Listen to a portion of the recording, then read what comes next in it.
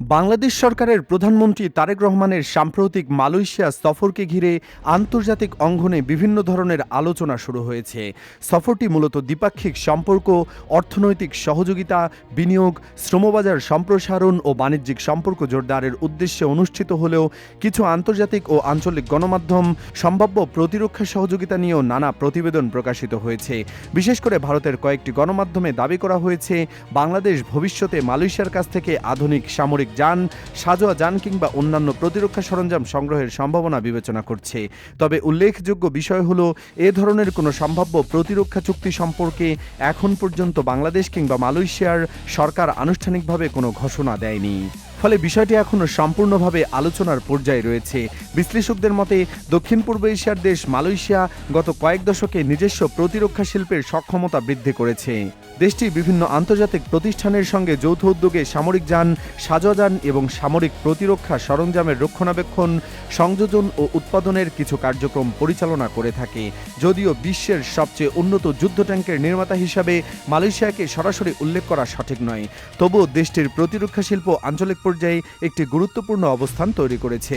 সাম্প্রতিক প্রতিবেদনে দক্ষিণ কোরিয়ার K2 ব্ল্যাক প্যান্থার যুদ্ধ ট্যাঙ্কের নামও আলোচনায় এসেছে। সামরিক বিশ্লেষকদের মতে K2 বিশ্বের অন্যতম আধুনিক মেইন ব্যাটল ট্যাঙ্ক হিসেবে পরিচিত। এতে রয়েছে 120 মিলিমিটার স্মুথ বোর কামান, অত্যাধুনিক ফায়ার কন্ট্রোল সিস্টেম, উন্নত সেন্সর, ডিজিটাল যুদ্ধ ব্যবস্থা এবং নাইট ভিশন প্রযুক্তি।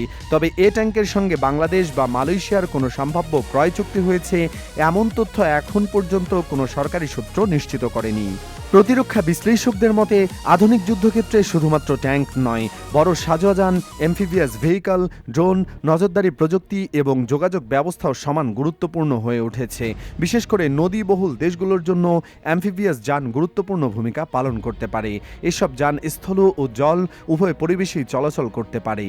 সীমান্ত নিরাপত্তা ও উপকূলীয় টহল, দুর্যোগ মোকাবেলা এবং উদ্ধার অভিযানে কার্যকর হিসেবে বিবেচিত হয়।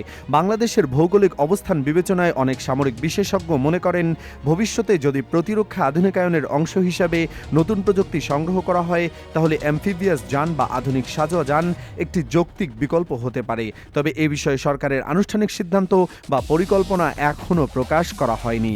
এদিকে ভারতীয় কিছু সংবাদ মাধ্যমের দাবি, বাংলাদেশ যদি উন্নত সামরিক সরঞ্জাম সংগ্রহ করে, তাহলে দক্ষিণ এশিয়ার নিরাপত্তা পরিস্থিতিতে নতুন মাত্রা যোগ হতে পারে।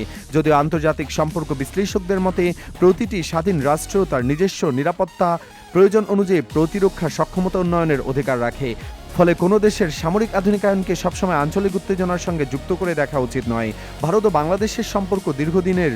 দুই দেশের মধ্যে বাণিজ্য, যোগাযোগ, জ্বালানি নিরাপত্তা এবং সীমান্ত ব্যবস্থাপনা সহ বহু ক্ষেত্রে সহযোগিতা বিদ্যমান। একইভাবে মালয়েশিয়ার সঙ্গে বাংলাদেশের অর্থনৈতিক ও কূটনৈতিক সম্পর্ক ক্রমেই শক্তিশালী হচ্ছে। তাই বিশেষজ্ঞদের মতে, যে কোনো সম্ভাব্য প্রতিরক্ষা আলোচনা হলেও তা দুই দেশের সার্বভৌম সিদ্ধান্তের অংশ হবে এবং এ বিষয়ে আনুষ্ঠানিক ঘোষণা না আসা পর্যন্ত কোনো সিদ্ধান্তে পৌঁছানো ঠিক হবে না।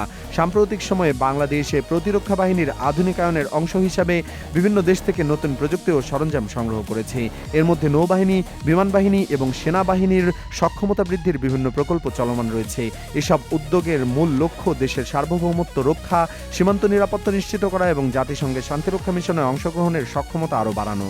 বিশ্লেষকদের মতে, বর্তমান বিশ্বে প্রতিরক্ষা সহযোগিতা শুধু অস্ত্র ক্রয় বিক্রয়ের মধ্যেই সীমাবদ্ধ নয়। এর সঙ্গে প্রযুক্তি বিনিময়, প্রশিক্ষণ, যৌথ মহড়া, প্রতিরক্ষা রক্ষণাবেক্ষণ ব্যবস্থা এবং শিল্প সহযোগিতাও গুরুত্বপূর্ণ ভূমিকা পালন করে। তাই বাংলাদেশ ও মালয়েশিয়ার মধ্যে ভবিষ্যতে যদি কোনো প্রতিরক্ষা সহযোগিতা গড়ে ওঠে, তবে সেটি বহুমাত্রিক হতে পারে। অন্যদিকে আন্তর্জাতিক কূটনৈতিক মহলে এই সফরকে অর্থনৈতিক ও বাণিজ্যিক সম্পর্ক জোরদারের দৃষ্টিকোণ থেকে বেশি গুরুত্ব দেওয়া হচ্ছে।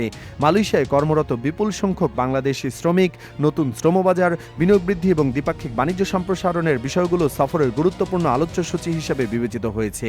সব মিলিয়ে বাংলাদেশ মালয়েশিয়া সম্ভাব্য প্রতিরক্ষা সহযোগিতা নিয়ে বিভিন্ন মহলে আলোচনা চললেও এখন পর্যন্ত এ বিষয়ে কোনো আনুষ্ঠানিক চুক্তি বা সরকারি ঘোষণা প্রকাশিত হয়নি। ফলে আন্তর্জাতিক গণমাধ্যমে প্রকাশিত বিভিন্ন দাবি ও বিশ্লেষণকে সতর্কতার সঙ্গে বিবেচনা করা প্রয়োজন।